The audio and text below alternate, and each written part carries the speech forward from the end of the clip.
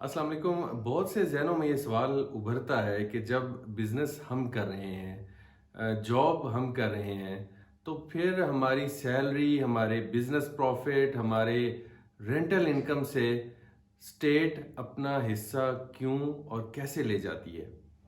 ये बहुत अहम सवाल है कि स्टेट हमसे इनकम टैक्स क्यों वसूल करती है।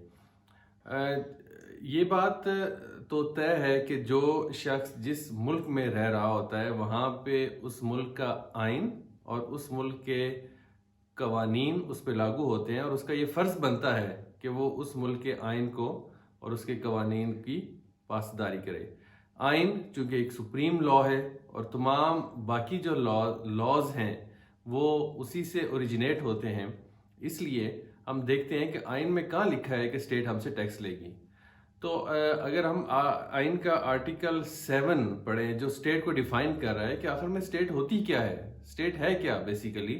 तो आर्टिकल 7 ये कहता है कि स्टेट का मतलब ही ये है कि जो फेडरल गवर्नमेंट या पार्लियामेंट, प्रोविंशियल गवर्नमेंट या प्रोविंशियल पार्लियामेंट या लोकल अथॉरिटी या कोई और अथॉरिटी जो एम्पावर्ड है टैक्स लगाने में या सेस लगाने में। तो टैक्स इतना इम्पॉर्टेंट है कि स्टेट की डेफिनेशन में शामिल है कि स्टेट असल में वो अथॉरिटी है जो टैक्स लगा सकती है। तो जो भी अथॉरिटी, आप प्रोविंशियल गवर्नमेंट देख लें, आप लोकल गवर्नमेंट देख लें या आप फेडरल गवर्नमेंट देख लें, जिसके पास ये अथॉरिटी है कि वो टैक्स लगा सके, उसको हम क्या कहेंगे? स्टेट कहेंगे। और टैक्स एक ऐसी चीज़ है जिसको कोई अपनी मर्जी से नहीं लगा सकता। पार्लियामेंट सिर्फ एम्पावर्ड है कॉन्स्टिट्यूशन में जो कोई टैक्स का लॉ बना सकती है। और कॉन्स्टिट्यूशन का आर्टिकल 77 ये कहता है कि पार्लियामेंट के अलावा, पार्लियामेंट के अप्रूव के बनाए हुए लॉ के अलावा कोई और अथॉरिटी जो है वो टैक्स नहीं ले सकती। इसके अलावा आइन का जो आर्टिकल 165A है वो फर्दर पार्लियामेंट को ये एम्पावर कर रहा है कि वो डिसाइड करे कि किस इनकम पे कितना टैक्स होना है, या जो फेडरल गवर्नमेंट के जो टैक्सेस हैं वो जो है वो कैसे कलेक्ट होने हैं और वो कैसे लगना है वो डिसाइड करती है। अब टैक्स लगाया कैसे जाता है? ये जो हमारा बजट है जिसे हम मनी बिल कहते हैं, उसमें जो है वो टैक्स के लॉज को चेंज किया जाता है। गवर्नमेंट उसमें अपने इनकम और एक्सपेंडिचर बताती है और गवर्नमेंट की जो इनकम है वो ज़्यादातर वो क्या है? टैक्स है। हम यकीनन बजट को देखेंगे कि बजट कैसे पेश होता है, उसमें क्या क्या चीज़ें होती हैं और उसमें किस चीज़ का हिसाब किताब होता है।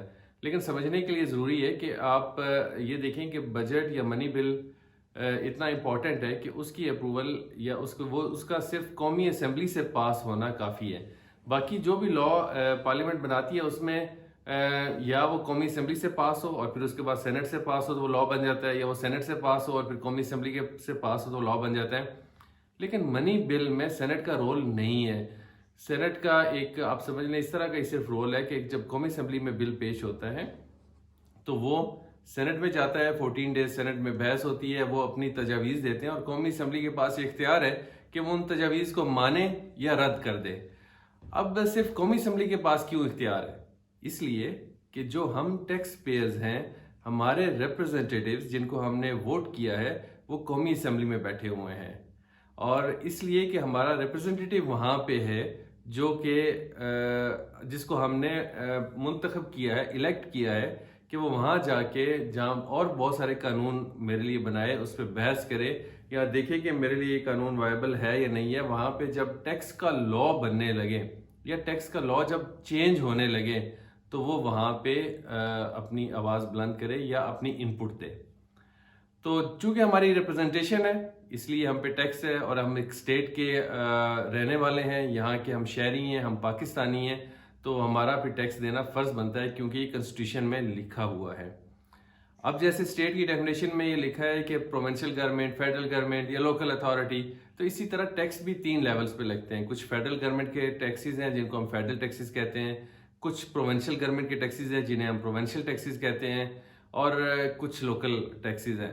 ये तो हर टैक्स का एक ऑब्जेक्टिव है। फेडरल गवर्नमेंट के जो डिफरेंट टैक्सेस हैं, इसके अगर आप 4 मेजर टैक्सेस लें जो फेडरल गवर्नमेंट कलेक्ट करती है, तो उसमें इनकम टैक्स है, सेल्स टैक्स है, आपकी फेडरल एक्साइज ड्यूटी है और कस्टम ड्यूटीज हैं।